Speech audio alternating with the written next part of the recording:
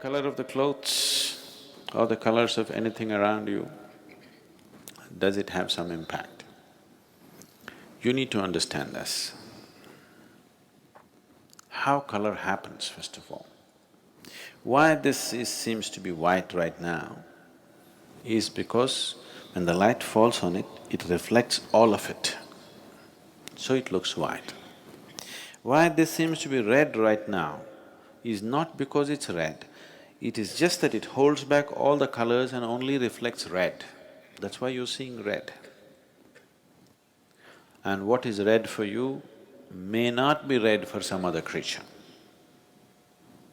If you dress up really jazzy colors and go and stand in front of your dog, he looks at you in an uninterested way because he doesn't see any color, he sees everything black and white. Do you know this? Don't dress up for him, okay? Dog lovers, I'm saying. You wear only black and white, dog lovers. Nothing else works. You don't impress him with red, green, blue and whatever. So color is not what it is, color is what it gives away. What you reflect will be your color, what you hold will not be your color. This is the nature of life, not just of color. This is the nature of life itself. Today, if you radiate love, people will see you as a loving human being. If you hold back all your love because you have a love bank, you're full of love but you don't radiate, people will think you're that. If you radiate joy, people will think, oh, he's a joyful person. If you are a joy bank, you held back all your joy because you want to take it to heaven, people won't experience you as a joyful human being, isn't it? What you give away is always your quality, isn't it so? So that is not just for a human being, that is the nature of the existence itself. What is thrown away is the quality of that substance. Now this reflects everything, so this is white. That reflects only red, so it is red. That reflects only blue, so it is blue. Everything else is held back. What it holds back, you don't see. What it gives away is what you see. So, how is color significant for human consciousness as such, or for any kind of spiritual process?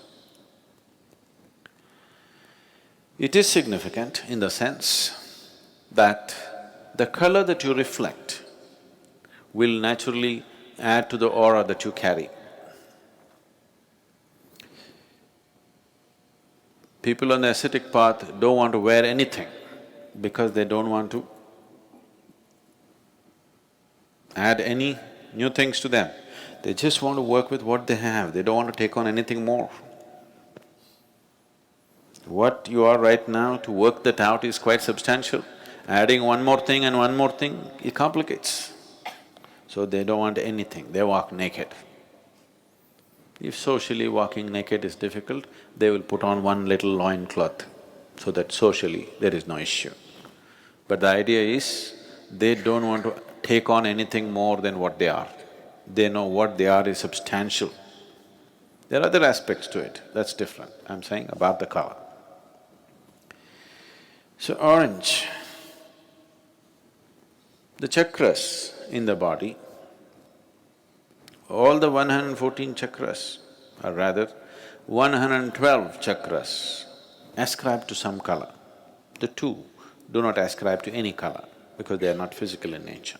Anything that's physical in the existence naturally reflects light. You understand what I'm saying? Anything that's physical in the existence reflects light. Once it reflects light, it will have color in your perception. It may not have any particular color, or it may not have the color that you're seeing. You are only seeing what's being reflected. What you're seeing is the reflected light. You are not seeing the color of the substance that you're seeing. You're not seeing color of the thing that you're seeing. You're only seeing the color of the reflected light. Black reflects nothing. It holds back everything, so it becomes black.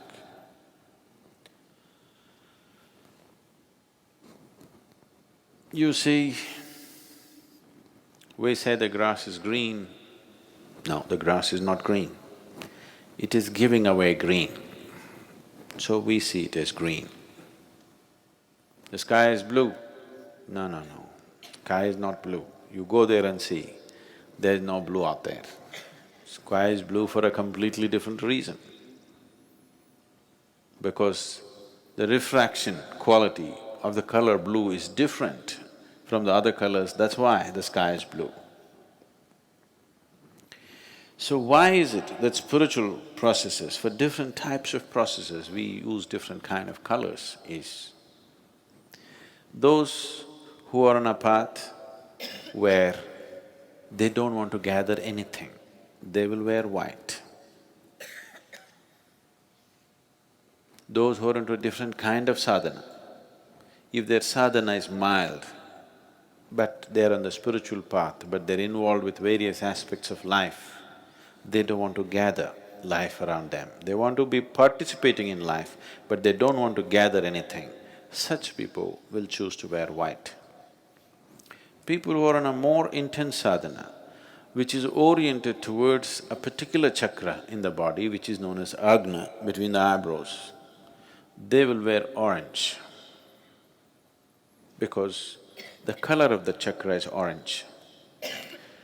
They want to radiate that color because the whole process is about enlightenment and reaching to that state of knowing, opening up that dimension of perception which is referred to as the third eye. So they will seek always ochre or orange color because that is the color of the agna. The yellow robes were worn by Buddhist monks because the process that Gautama gave to the initial stage of Buddhist monks was very rudimentary process. He chose this process for the people because it did not need any preparation, but he wants to cause a wave of awareness. That means he doesn't stay in any town for more than a day. Continuously he is moving from village to village, town to town. There's no time to prepare people for any kind of practice. So the practice that he gives them is very rudimentary, but still he's converting them into monks. He's fixing their life, but not giving them enough preparatory steps. So he told them to wear the yellow robe, because yellow is the color of the Mooladhara. The most basic chakra in the body is Mooladhara. So he wants them to be stable. For a monk, the most important thing is he practices stability in his life. So he just wants them to be stable. They don't have to fly off into a blissful experience, they don't have to get enlightened right now, they don't have to get anywhere. They just have to learn to be stable because he is preparing soldiers to shake the world with awareness. So he told them to wear yellow robes.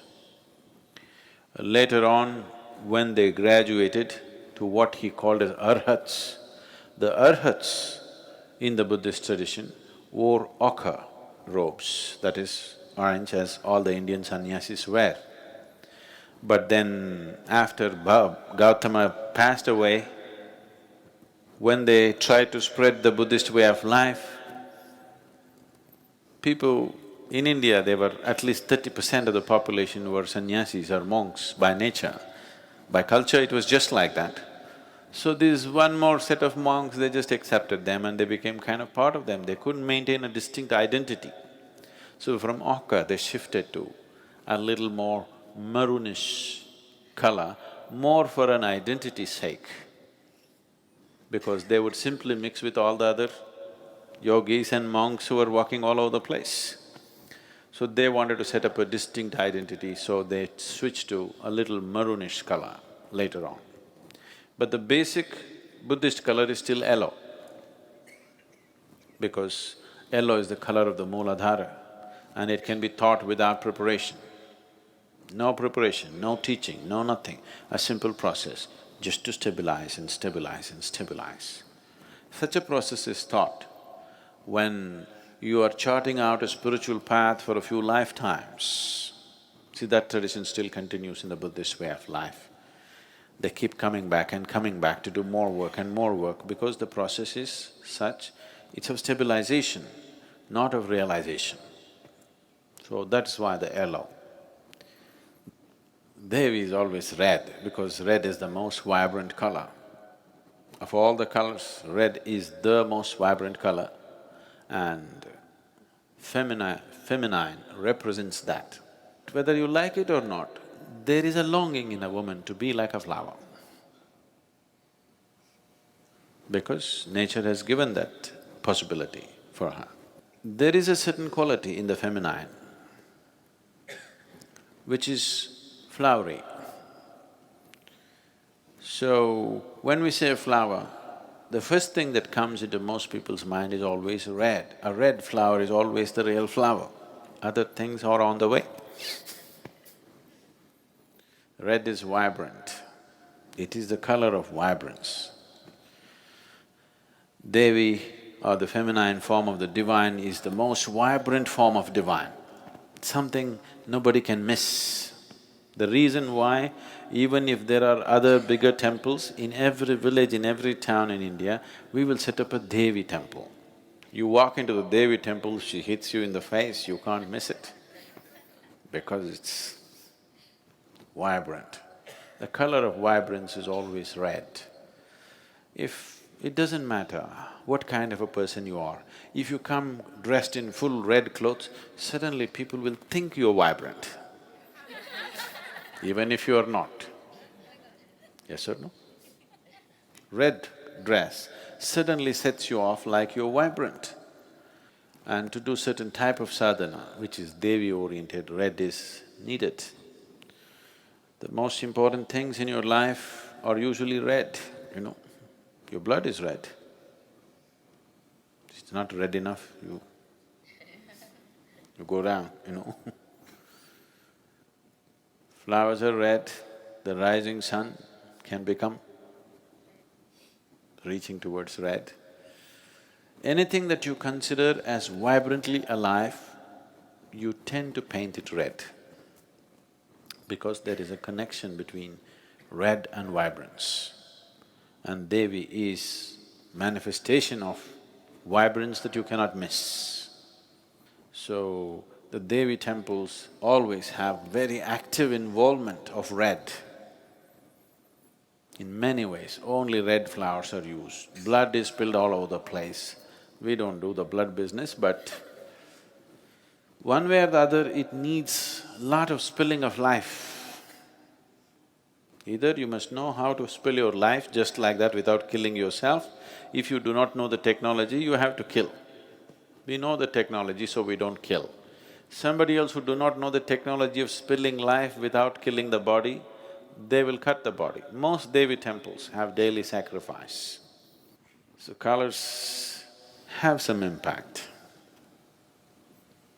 It definitely influences a few things, but it's not everything.